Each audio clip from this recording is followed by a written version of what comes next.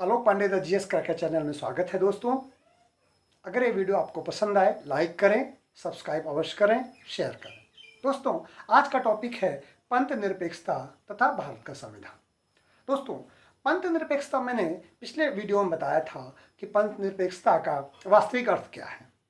वास्तविक अर्थ ये है कि मानव विकास को किया जाना और उसको चरम बिंदु तक, विकास के चरम बिंदु तक ले जाना। पिछले वीडियो में मैंने ये बताया था 1851 में जॉर्ज जैकब हिलियाक ने परिभाषा दी थी।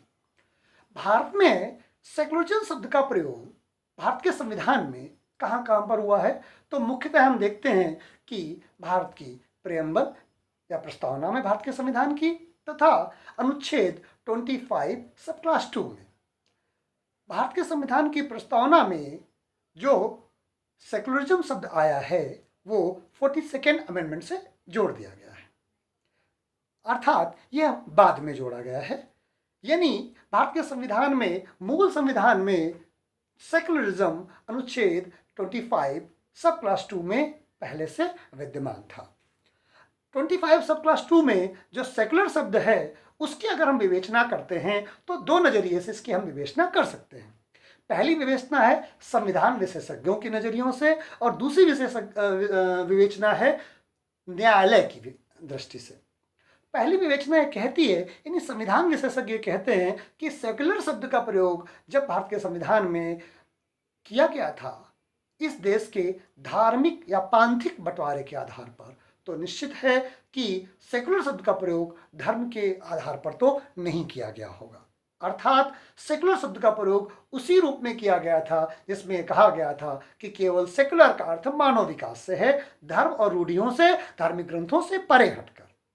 अर्थात संविधान विशेषज्ञ कहते हैं सेकुलर शब्द का प्रयोग सिर्फ और सिर्फ मानव विकास के लिए है।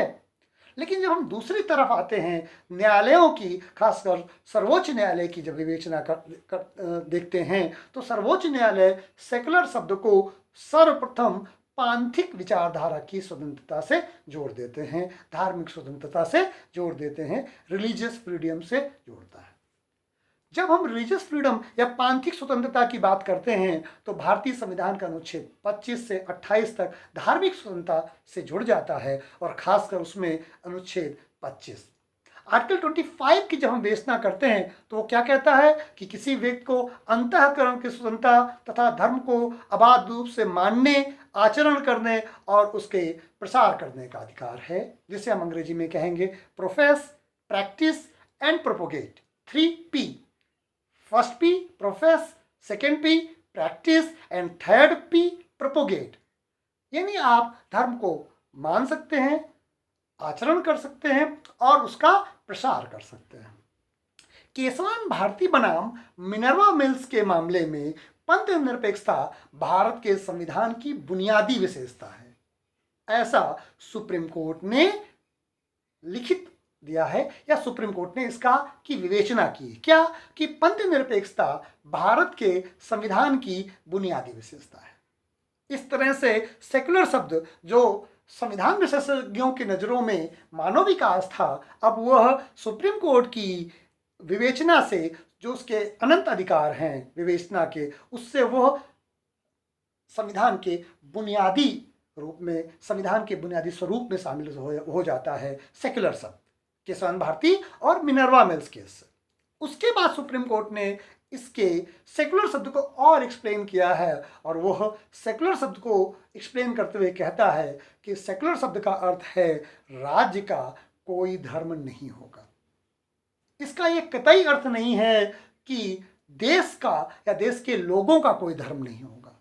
इसका एकमात्र अर्थ ये है कि राज्य अपनी धार्मिक नीतियों का, राज्य अपनी जो नीतियों का निर्माण करेगा उसमें धर्म का कोई प्रयोग नहीं करेगा, धर्म के आधार पर कोई मतभेद नहीं करेगा। जिसे हम अगर कहें तो ये कह सकते हैं there is no state religion. राज्य का कोई अपना धर्म नहीं होगा, लेकिन राज्य के लोगों का अपना धर्म होगा। सभी लोग अपने अपने धर्म को अनुच्छेद 25 में दिया है कि प्रचार कर सकते हैं, प्रसार कर सकते हैं और प्रोपोगेट कर सकते हैं, उनको बढ़ा सकते हैं। अर्थात इसे हम और आगे अगर समझें न्यायालय की विवेचना के आधार पर, तो राज्य का अपना कोई धर्म नहीं होगा तथा सभी लोग अपने अपने धर्म को प्रसारित कर सकते हैं, प्रचारित कर सकते हैं, लेकिन इसमें कुछ चीज़ें जोड़ दी गई हैं कि उन चीज़ों का उल्लंघन नहीं होना चाहिए, जैसे कि लोक व्यवस्था, सदाचार और स्वास्थ्य। यानी अगर 3P का उपयोग करते हैं, प्रोफेस, प्रैक्टिस और प्रोपोगेट का, तो इन जो पिछले हमने अभी बताई कि लोक व्यवस्था, सदाचार और स्वास्थ्य, ये प्रभावित नहीं होना चाहिए। अगर इनमें से तीनों में से कोई भी चीज धर्म के प्रचार प्रसार करने से डिस्टर्ब होती है तो राज्य उसमें हस्तक्षेप कर सकता है।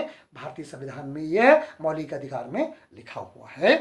इसीलिए किसी को भी धार्मिक स्वतंत्रता है, वो अपने धर्म को मान सकता है, उसका प्रचार प्रसार कर सकता है, उसको प्रोपोगेट कर सकता है, लेकिन उससे लोक व्यवस्था भंग ना हो। ये मैटर सुप्रीम कोर्ट में आता है। मध्य प्रदेश और उड़ीसा में कुछ ईसाई मिशनरियां पैसा दे करके धार्मिक प्रसार में लगे थे, आदिवासियों को ईसाई बनाने में लगे थे। ये मैटर जब सुप्रीम कोर्ट में जाता है तो ईसाई मिशनरियां ये कहती हैं कि उन्हें प्रोपोगेट करने के अधिकार पर पैसा दे करके भी धार्मिक प्रचार का अधिकार प्राप्त है। न्यायालय ने यह निर्णय दिया कि प्रोपोगेट करने से लोक व्यवस्था भंग हो सकती है और यह सदाचार का भी उचित उदाहरण नहीं है। इसीलिए धन दे करके, लोभ में किसी को फंसाकर, किसी गरीब को, कम पढ़े लिखे लोगों को या उनकी मजबूरी का फायदा उठाकर अगर आप अपने धर्म का प्रसार करते हैं तो वह भारत के संविधान के अनुच्छेद 25 का उल्लंघन होगा। यह एक्सप्लेनेशन भी सुप्रीम कोर्ट ने किया हुआ है।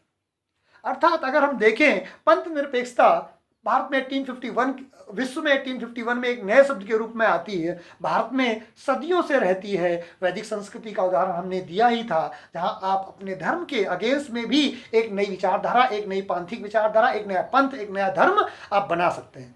आप सोच कर देखिए कि भारतीय धर्म ने, भारतीय धार्मिक परंपराओं ने अगर यह स्वतंत्रता मानव को नहीं दिया होता तो क्या जैन धर्म, बौद्ध धर्म या दूसरे धर्म भारत में जन्म लेते? नहीं लेते। ये हमारी धर्म की आज़ादी ही है, ये हमारे ऋषियों का ही त्याग है कि उन्होंने धर्म को व्यक्ति से या व्यक्तिगत चिंतन से बहुत ऊंचे नहीं रहने दिया। अगर या ये कहें कि धर्म और को इतना लचीला रखा कि व्यक्ति नया धर्म भी बना सकता है। यह बहुदेववादी संस्कृति का सबसे बड़ा गिफ्ट है इस पूरे विश्व को। एकेश्वरवाद में हमें ऐसा कोई भी विचार नहीं मिलता है। एकेश्वरवादी संस्कृति में नए धर्म, नए चिंतनों का कोई स्थान नहीं है। लेकिन अब आते हैं भारतीय संविधान में। भारतीय संविधान में जो अनुच्छेद 25 है वो वास्तव में सेकुलरिज्म शब्द को आज की डेट में प्रोटेक्ट करता है। सेकुलरिज्म में भारत में सभी पंथों को अपने धर्म के प्रचार प्रसार करने का अधिकार है और ये होना भी चाहिए। लेकिन इसका यह अर्थ कतई नहीं है कि केवल वोट बैंक के लिए कुछ ही पंथों को आगे लाया जाए या अल्पसंख्यक मत को बहुसंख्यक मत की तुलना में ज़्यादा समर्थन दिया जाए। यह मेरे विचार से उचित नहीं है और दुर्भाग्य से भारत के पिछले 70 वर्षों में एक धार्मिक आधार पर देश बढ़ जाने के बाद में भी भारत में यह दुर्भाग्य से काम किया गया है।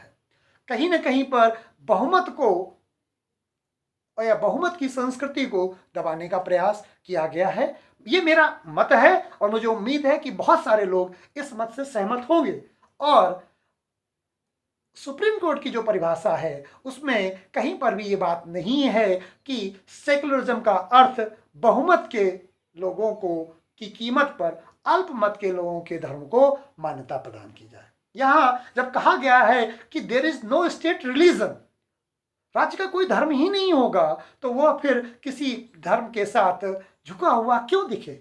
कोई सरकार किसी धर्म के साथ झुकी हुई दिखना ठीक नहीं है। और खासकर ऐसी स्थिति में जब यह देश बहुमत के लोग लोकतंत्रात्मक व्यवस्था को मानते हैं, पंथ निरपेक्षता को वास्तव में मानते हैं, तो क्या उन लोगों के लिए यह उचित है कि सेकुलरिज्म का अर्थ सिर्फ और सिर्फ हिंदू संस्कृति, हिंदू देवी देवताओं को एब्यूज करके या उनको अपमानित करके ही सेकुलरिज्म को प्राप्त किया जा सकता है? दुर्भाग्य से मुझे कहना पड़ेगा कि पिछले 70-72 सालों में एक ऐसी परंपरा चल पड़ी है कि सेकुलरिज्म का अर्थ केवल हिंदू धर्म के देवी देवताओं को अब्यूज करके या हिंदू संस्कृति का अपमान करके सेकुलर बना जा सकता है। ऐसी परंपरा चल चुकी थी जो अब समय के अनुसार कम हो रही है और भारत अब रियल में सेकुलर बनने की तरफ है, जो सुप्रीम कोर्ट की परिभाषा के अनुसार है, जहां किसी व्यक्ति के साथ धार्मिक आधार पर